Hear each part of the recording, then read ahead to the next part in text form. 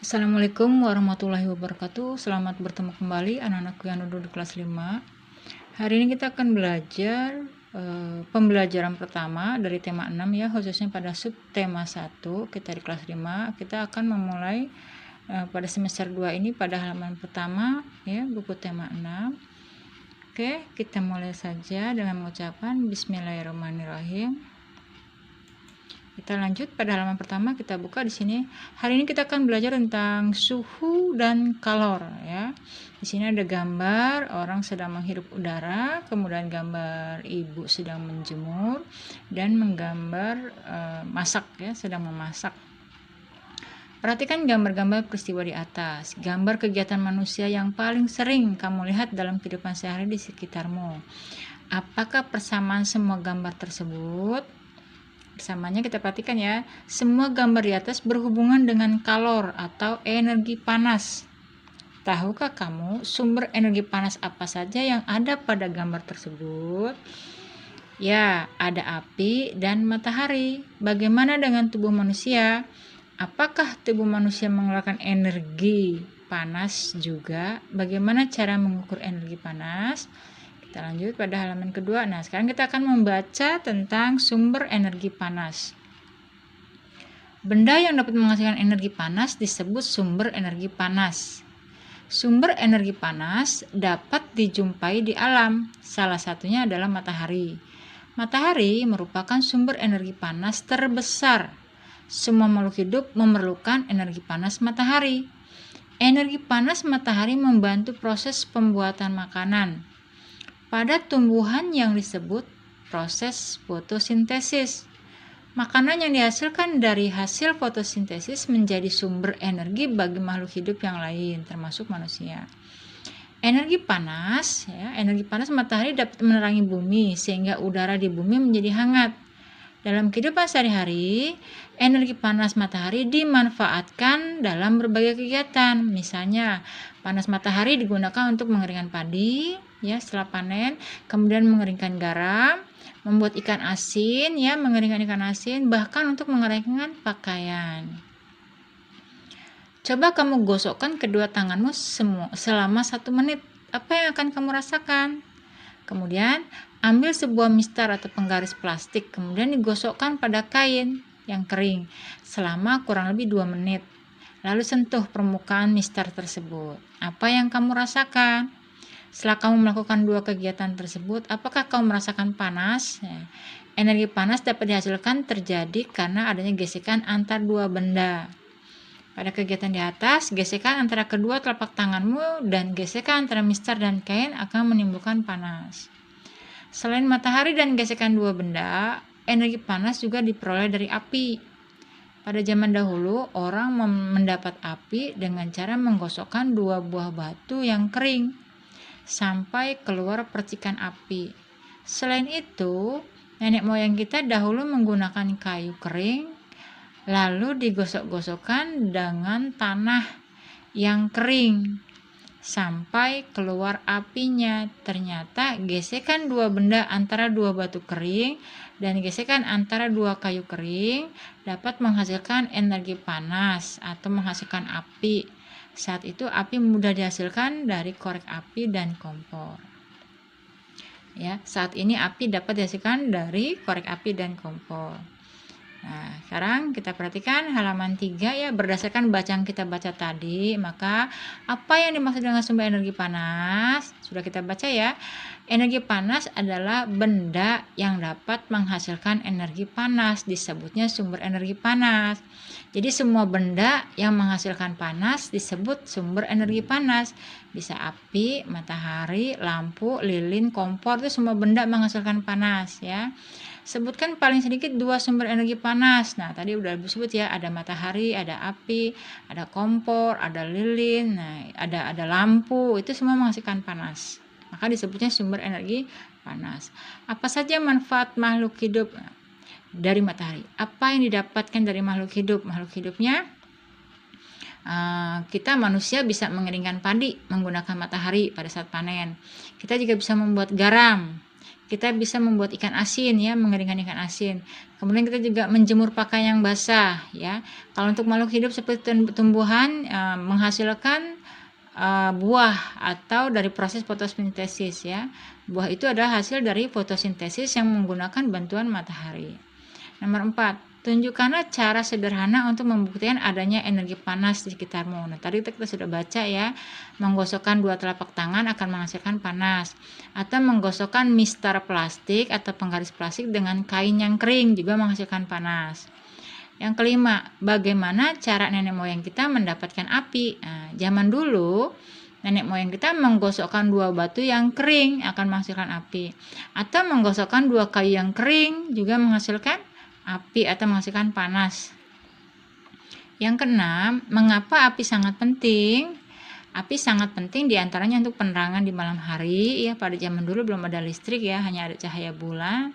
Nah, kita dibantu dengan api ya. Kemudian api juga digunakan untuk menghangatkan tubuh ya, juga penting. Kemudian juga kebutuhan pemanasan pada bahan-bahan makanan yang dikonsumsi oleh manusia. Kita lanjut. Ayo menulis. Apa judul bacaan di atas? Nah, tadi kita sudah membaca ya, judulnya adalah sumber energi panas. Tuliskan kata kunci pada setiap paragraf. Paragraf pertama itu tentang energi panas, sumber energi panas, dan proses fotosintesis. Pada paragraf kedua, kita membahas tentang energi panas matahari.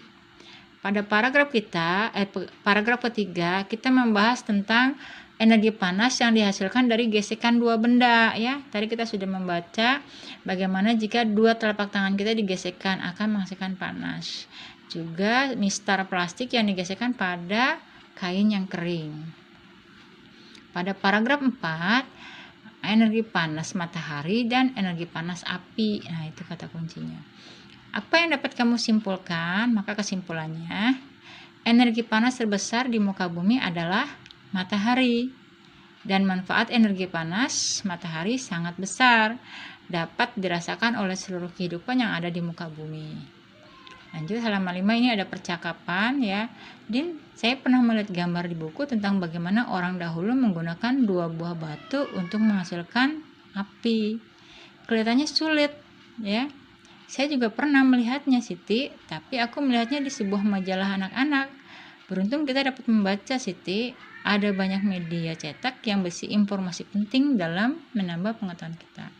Betul Udin, membaca merupakan salah satu kegiatan kegemaranku. Kita beruntung tidak hanya mudah mendapat informasi, tetapi juga tidak perlu repot mendapatkan api sebagai sumber energi panas. Nah, kemudian kita amati nih dalam kehidupan sehari-hari ya. Sumber energi panas ada di mana-mana dan sering kita jumpai dalam kegiatan sehari-hari. Kita coba kegiatan pertama, ibu biasanya memanak nasi dengan panci dan kompor, atau menanak dengan alat penanak nasi, rice cooker ya misalnya, yang elektrik. Maka sumber yang didapat adalah api dan kompor. Nah, ini kalau yang menggunakan panci, maka sumber energi panasnya dari api.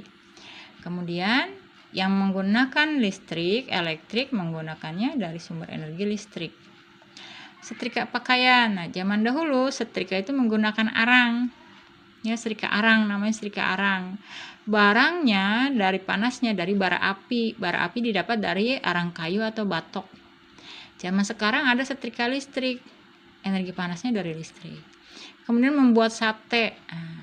Secara tradisional bakar sate bisa nih dengan cara bara api langsung dari arang kayu atau batok. Tapi ada juga yang menggunakan kompor dan alat pemanggang. Nah, maka sumber energi panasnya dari kompor dan api.